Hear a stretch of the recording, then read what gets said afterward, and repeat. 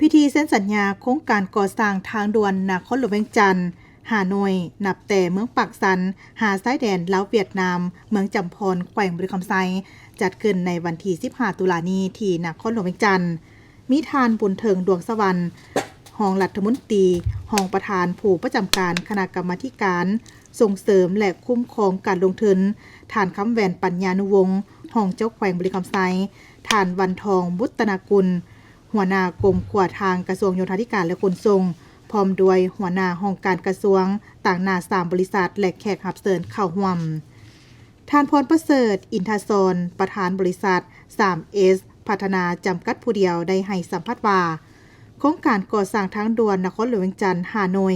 นับแต่เมืองปากสันหาซ้ายแดนลาวเวียดนามเมืองจำพรแขวงบริคำไซเป็นการสร้างเส้นทางด่วนเพื่อให้สอดคล้องตามทิศเสื่อมโยงเสื่อมจอดของรัฐบาลโดยมีระยะทางยาวประมาณ203กิโลเมตรกว่าคาดว่าจะนำใช้งบประมาณ1.900 ล้านดอลลาร์เข้าในการก่อสร้างโครงการนี้จะเริ่มลงมือปฏิบัตินับแต่เมื่อลงลายเซ็นเป็นต้นไปพร้อมนี้อาจจะมีการวางศิลาฤกษ์อยู่ภาคสนามอีกครั้งหนึ่งก่อนลงมือก่อสร้างตัวจริงคาดว่าจะสำเร็จการก่อสร้างในปี2030สิ่งท้าทายของโครงการหรือเหตุให้การดำเนินการก่อสร้างเกิดความล่าช้าแม้นการชดเชยที่ดินให้ประชาชนตามจุดที่มีการถือครองกรรมสิทธิ์และพื้นที่เป็นทางบุกเบิกใหม่ที่เป็นป่าภูและเหวจะต้องใช้เวลาหลายในการขุดเจาะเชื่อมต่ออื่นๆถ้าหากโครงการนี้สำเร็จจะส่งผลดีต่อการนำเข้าส่งออกสินค้าสามารถอำนวยความสะดวกและประหยัดเวลาได้อย่างแน่นอนถือว่าเป็นโครงการใหญ่ระดับประเทศระดับภูมิภาคของอาเซียนเฮาฉะนั้นก่อนสิเกิดโครงการนี้เนาะก็ย้อน3บริษัทเฮาได้ตัดสินใจสูงในการสิก่อสร้างเส้นทางด่วนช่วงที่2ถือว่าอิงตามนโยบายของภาครัฐแม่นการเชื่อมจอดและก็การเชื่อมโยงของรัฐบาลเนาะเพื่อสร้างเศรษฐกิจสังคมฉะนั้น3บริษัทเฮานี่ก็ได้เห็นความจำเป็นและก็เพื่อจะช่วยสร้างเส้นทางตัวนี้ให้สำเร็จเส้นทางตัวนี้แม่นช่วงที่2แต่บ่ดีคำไส้